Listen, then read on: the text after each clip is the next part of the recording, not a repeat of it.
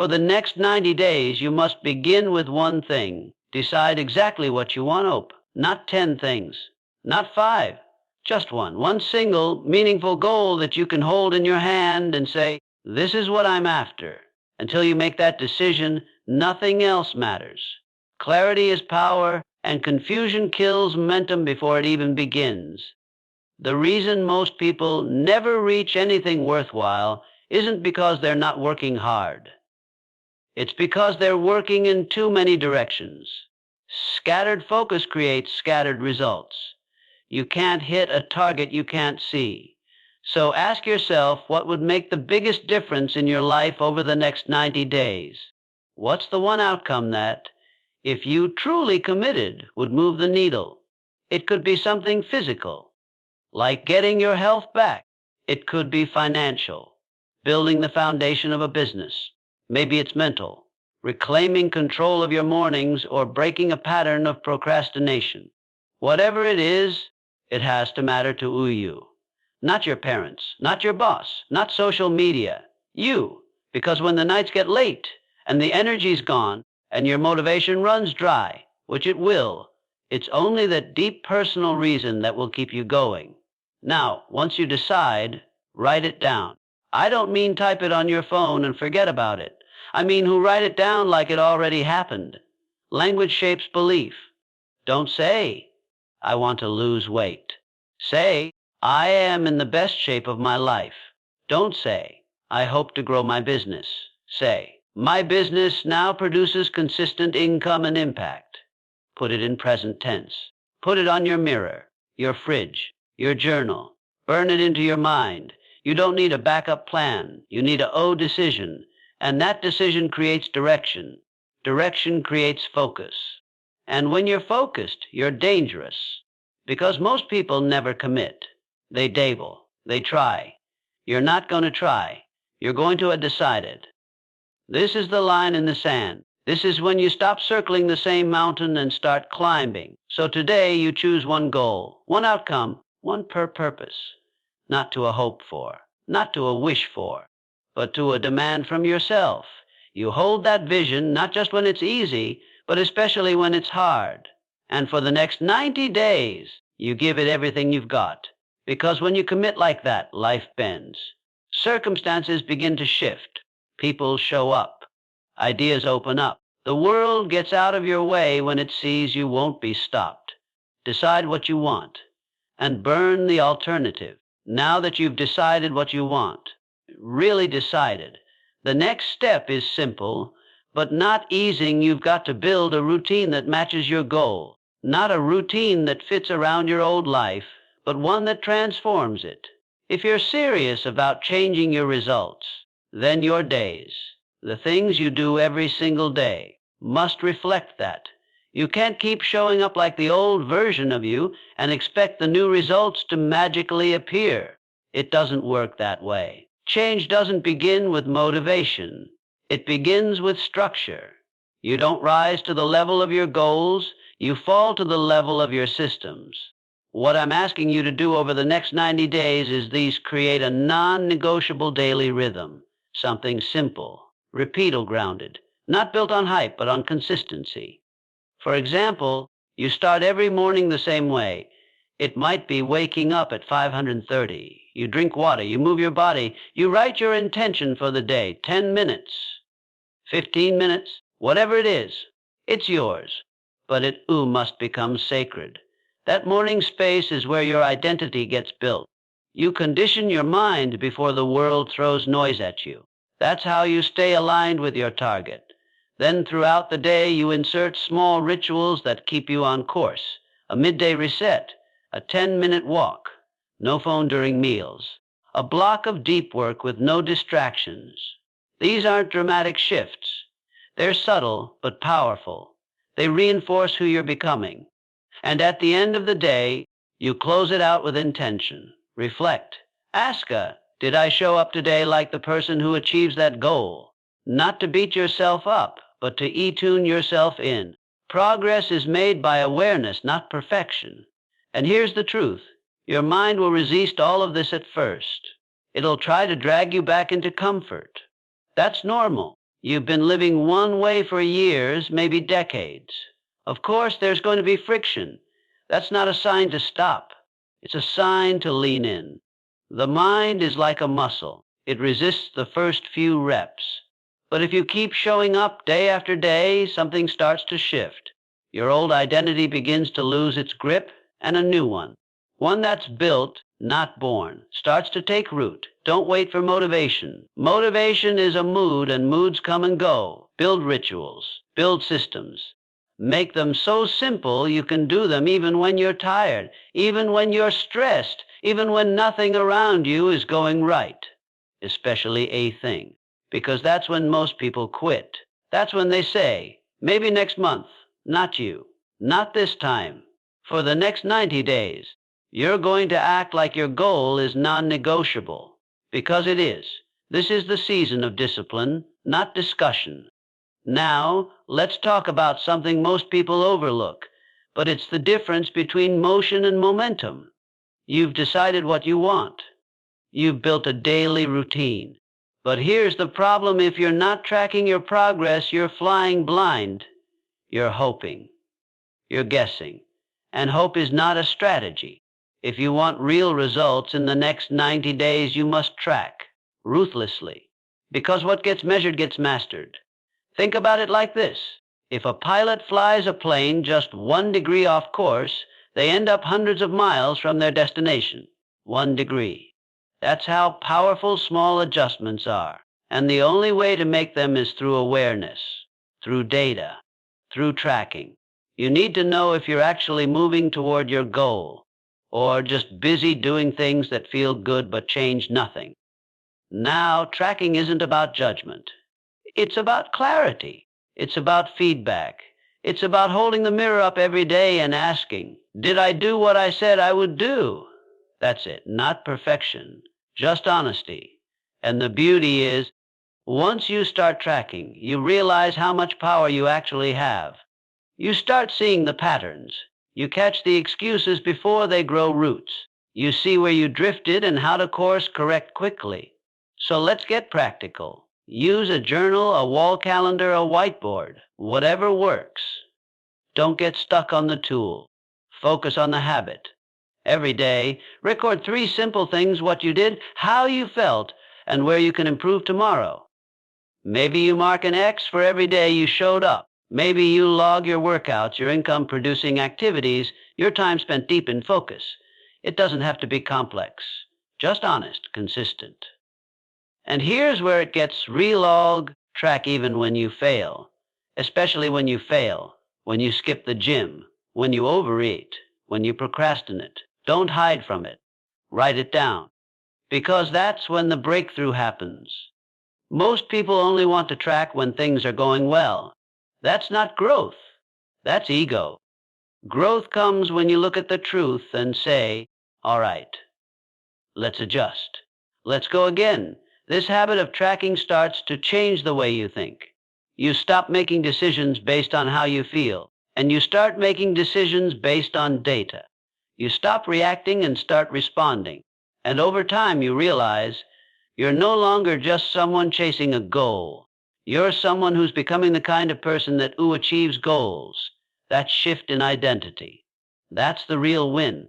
So don't just move blindly. Track your steps. Track your effort. Track your energy. Make it real. Make it visible.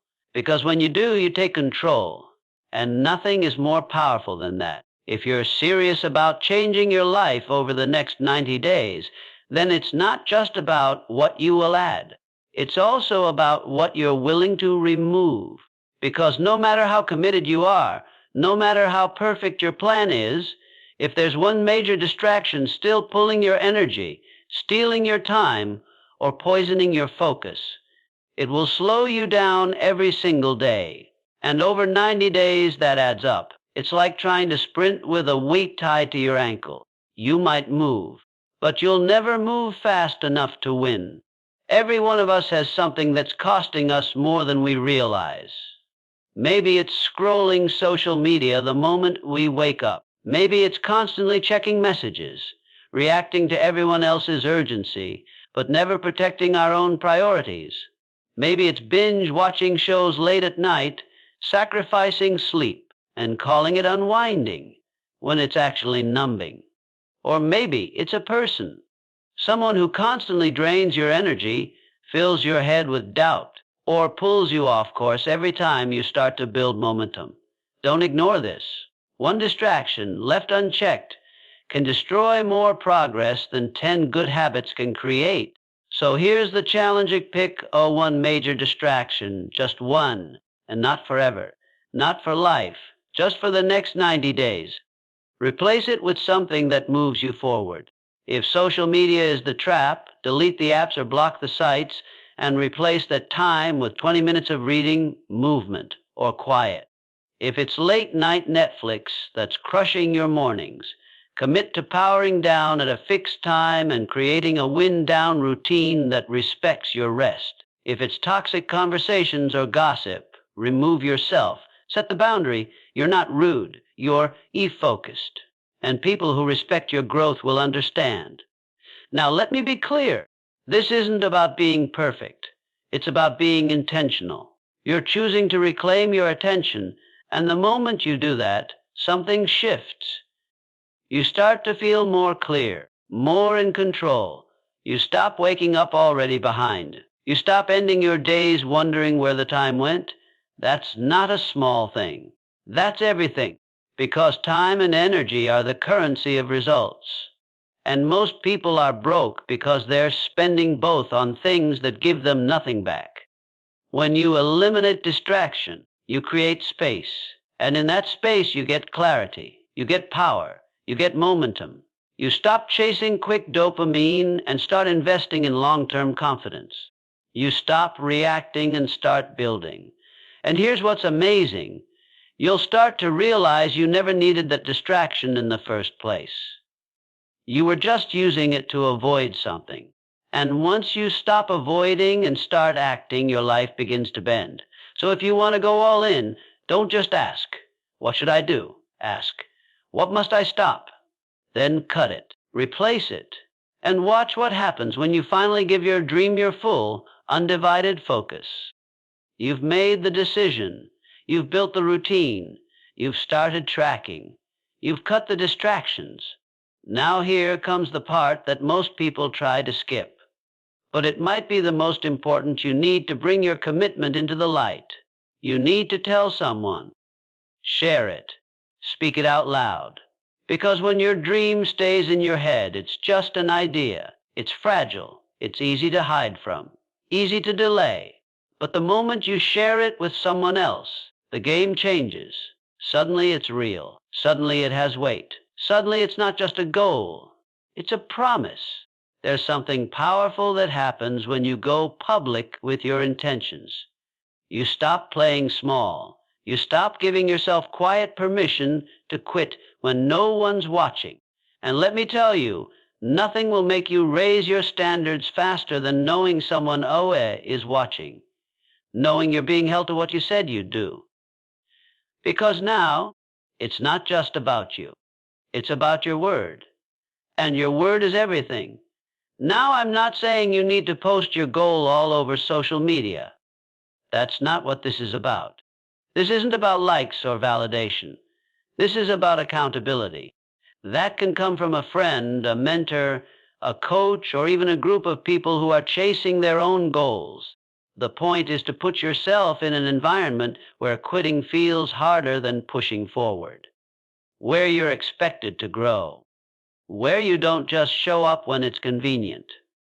You show up because someone else believes in your commitment enough to hold you to it. And here's the truth. Most people stay stuck because they live in isolation. They try to level up in secret, hoping no one will see if they fail. But that's the very mindset that keeps them from rising. You don't get stronger by hiding. You get stronger being seen. You get stronger by having someone look you in the eye and say, you said you were going to do this, so do it. That's not pressure. That's fuel. You know what happens when you surround yourself with that kind of energy. You elevate. You start playing up. Your language changes. Your habits tighten. Your belief grows. because you're no longer trying to convince yourself. You're living into the identity you've declared. You're becoming the version of you that keeps promises. That follows through. That finishes. So don't keep this to yourself. Don't tuck it away and hope for the best. Speak it, share it, declare it. Tell someone, this is what I'm doing for the next 90 days. Hold me to it. And then watch how quickly your standard for yourself starts to rise. If you're doing the work, really doing it, then you already know something by now. Progress isn't linear. It never is. Some days feel like you're on fire, moving fast, crushing it. Other days feel like dragging bricks uphill. That's normal. That's the process. But here's where most people fall off. They don't stop to evaluate. They don't review. They just keep pushing, hoping something's working, without ever checking the dashboard. That's like driving across the country without ever looking at the gas gauge or the map. Sooner or later, you're going to end up lost, empty, or broken down. If you're serious about making the next 90 days count, then once a week, you stop and review. You zoom out. You ask yourself the real questions: what worked? What didn't? Where did I follow through? Where did I slip? And most importantly, what needs to change? Because every 7 days, you're collecting feedback from your actions. You're not just working harder. You're working smarter. You're adapting, adjusting. You're refusing to drift. That's the edge. Think about it like a fighter in the ring. Between rounds, they don't just sit there and breathe. They check in. They take the punches into account. They look at what's landing and what's not. Then they make adjustments and go back in with new strategy. That's what this weekly review is. It's not a punishment. It's not about feeling guilty. It's a recalibration, a reset, a sharpening of the blade before you go back into the fight. And this doesn't have to take hours. This can be 10 minutes on a Sunday night. Sit with your journal. Review your trackers. Ask yourself, did I live in alignment with the goal I set? Did my routine support it? Was my energy where it needed to be? Did I show up like the person I'm becoming? Or did I slip into old patterns? Again, no judgment, just truth. And when you spot something that's off, you adjust. You course correct you immediately. That's how you prevent small issues from becoming big setbacks. Because here's the truth. Life is going to throw things at you. Unexpected stress, family drama, mental fog. It's not a matter of if, it's when. But the person who's checking in every week, they don't get knocked out by it. They bend. They don't break. They stay conscious. They keep control. And at the end of the 90 days, they don't look back confusion. They look back with clarity. They know why they won, or they know what needs to be fixed to win next time. So don't treat this like a sprint. Treat it like a strategy. Let each week teach you something. Let each adjustment compound. Keep the momentum alive not by force, but by awareness. Because the next 90 days won't change your life by accident. They'll change because you made them count.